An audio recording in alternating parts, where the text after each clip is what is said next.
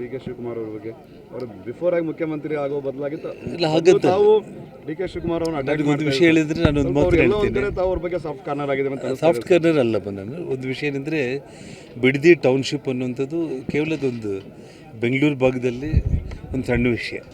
ಅಂದರೆ ಅಲ್ಲಿ ಇರುವಂಥ ರೈತರಿಗೆ ಸಂಬಂಧಪಟ್ಟ ವಿಷಯ. ಇವತ್ತು ಮುಖ್ಯಮಂತ್ರಿಗಳಾಗಿ ಡಿ ಕೆ ಶಿವಕುಮಾರ್ ಅವರು ಇಡೀ ರಾಜ್ಯದ ಬಗ್ಗೆ ಯೋಚನೆ ಮಾಡಬೇಕು. ಬಿಡದಿ ಟೌನ್ಶಿಪ್ಪನ್ನು ಕೈಬಿಟ್ಟು ಅವ್ರು ಇಡೀ ರಾಜ್ಯದ ಬಗ್ಗೆ ಯೋಚನೆ ಮಾಡಿದರೆ ಅವ್ರಿಗೆ ಒಂದು ಒಳ್ಳೆಯ ಹೆಸರು ಮಾಡಬೇಕು ಅನ್ನೋಂಥ ಒಂದು ಪ್ರಯತ್ನ ಅವ್ರು ಮಾಡಬೇಕು. ಡಿ ಕೆ ಶಿ ಅವರು ಸಿಎಂ ಆದಮೇಲೆ ಗ್ಯಾರಂಟಿಗಳ ಪರಿಷ್ಕರಣೆ ಮಾಡ್ತಾ ಇದ್ದಾರೆ. ಈಗ ಗೃಹ ಜ್ಯೋತಿ ಬಗ್ಗೆ ನಾನು ಈಗಾಗಲೇ ಒಂದು ಮಾತನ್ನು ಹೇಳಿದ್ದೇನೆ.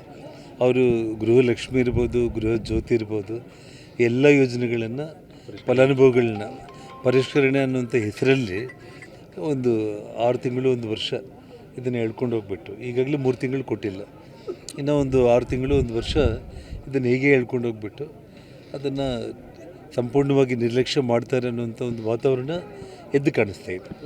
ಬಂದ್ ಮಾಡಲಿಕ್ಕೆ ಈ ಗ್ಯಾರಂಟಿಗಳನ್ನು ಬಂದ್ ಮಾಡಲಿಕ್ಕೆ ಈ ಥರ ಅಲ್ಲ, ಅದನ್ನು ನಾನು ಹೇಳ್ತಿರೋದು ಇವಾಗ ಅದನ್ನು ಬಂದಂತೇಳಿ ನೇರವಾಗಿ ಹೇಳೋದಕ್ಕಿಂತ ಕೂಡ ಪರಿಷ್ಕರಣೆ ಹೆಸರಲ್ಲಿ ಅದನ್ನು ತಡ ಮಾಡುವಂಥ ಒಂದು ಕೆಲಸ ಮಾಡ್ತಾ ಇರೋದು. ರಾಮ ಮಂದಿರ ಟ್ರಸ್ಟ್ ವಿಚಾರ ಡಿ ಕೆ ಶಿವಕುಮಾರ್ ಅವ್ರ ಬಗ್ಗೆ ಅವರು ಬಿಫೋರ್ ಆಗಿ ಮುಖ್ಯಮಂತ್ರಿ ಆಗೋ ಬದಲಾಗಿ ಇಲ್ಲ ಹಾಗಂತ ತಾವು ಡಿ ಕೆ ಶಿವಕುಮಾರ್ ಅವ್ರನ್ನ ಅಟ್ಯಾಕ್ ಒಂದು ವಿಷಯ ಹೇಳಿದರೆ ನಾನು ಒಂದು ಮಾತು ಹೇಳ್ತೀನಿ. ತಾವು ಅವ್ರ ಬಗ್ಗೆ ಸಾಫ್ಟ್ ಕಾರ್ನರ್ ಆಗಿದೆ ಅಂತ ಸಾಫ್ಟ್ ಕಾರ್ನರ್ ಅಲ್ಲಪ್ಪ. ನಾನು ಒಂದು ವಿಷಯ ಏನಂದರೆ ಬಿಡದಿ ಟೌನ್ಶಿಪ್ ಅನ್ನುವಂಥದ್ದು ಕೇವಲ ಅದೊಂದು ಬೆಂಗಳೂರು ಭಾಗದಲ್ಲಿ ಒಂದು ಸಣ್ಣ ವಿಷಯ.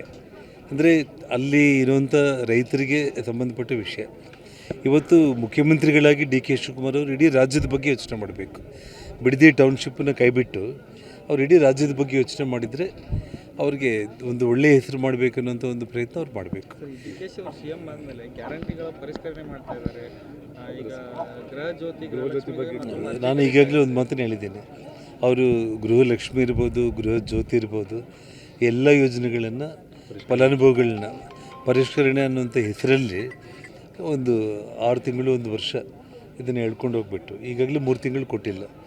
ಇನ್ನೂ ಒಂದು 6 ತಿಂಗಳು 1 ವರ್ಷ ಇದನ್ನು ಹೇಗೆ ಹೇಳ್ಕೊಂಡು ಹೋಗ್ಬಿಟ್ಟು ಅದನ್ನು ಸಂಪೂರ್ಣವಾಗಿ ನಿರ್ಲಕ್ಷ್ಯ ಮಾಡ್ತಾರೆ ಅನ್ನುವಂಥ ಒಂದು ವಾತಾವರಣ ಎದ್ದು ಕಾಣಿಸ್ತಾ ಇದೆ. ಬಂದ್ ಮಾಡಲಿಕ್ಕೆ ಈ ಗ್ಯಾರಂಟಿಗಳನ್ನು ಬಂದ್ ಮಾಡಲಿಕ್ಕೆ ಈ ಥರ ಅಲ್ಲ, ಅದನ್ನು ನಾನು ಹೇಳ್ತಿರೋದು ಇವಾಗ ಅದನ್ನು ಬಂದಂತೇಳಿ ನೇರವಾಗಿ ಹೇಳೋದಕ್ಕಿಂತ ಕೂಡ ಪರಿಷ್ಕರಣೆ ಹೆಸರಲ್ಲಿ ಅದನ್ನು ತಡ ಮಾಡುವಂಥ ಒಂದು ಕೆಲಸ ಮಾಡ್ತಾ ಇರೋದು. ರಾಮ ಮಂದಿರ ಟ್ರಸ್ಟ್ ವಿಚಾರ ಡಿ ಕೆ ಶಿವಕುಮಾರ್ ಅವ್ರ ಬಗ್ಗೆ ಅವರು ಬಿಫೋರ್ ಆಗಿ ಮುಖ್ಯಮಂತ್ರಿ ಆಗೋ ಬದಲಾಗಿ ಇಲ್ಲ ಹಾಗಂತ ತಾವು ಡಿ ಕೆ ಶಿವಕುಮಾರ್ ಅವ್ರನ್ನ ಅಟ್ಯಾಕ್ ಒಂದು ವಿಷಯ ಹೇಳಿದರೆ ನಾನು ಒಂದು ಮಾತು ಹೇಳ್ತೀನಿ. ತಾವು ಅವ್ರ ಬಗ್ಗೆ ಸಾಫ್ಟ್ ಕಾರ್ನರ್ ಆಗಿದೆ ಅಂತ ಸಾಫ್ಟ್ ಕಾರ್ನರ್ ಅಲ್ಲಪ್ಪ. ನಾನು ಒಂದು ವಿಷಯ ಏನಂದರೆ ಬಿಡದಿ ಟೌನ್ಶಿಪ್ ಅನ್ನುವಂಥದ್ದು ಕೇವಲ ಅದೊಂದು ಬೆಂಗಳೂರು ಭಾಗದಲ್ಲಿ ಒಂದು ಸಣ್ಣ ವಿಷಯ. ಅಂದರೆ ಅಲ್ಲಿ ಇರುವಂಥ ರೈತರಿಗೆ ಸಂಬಂಧಪಟ್ಟ ವಿಷಯ.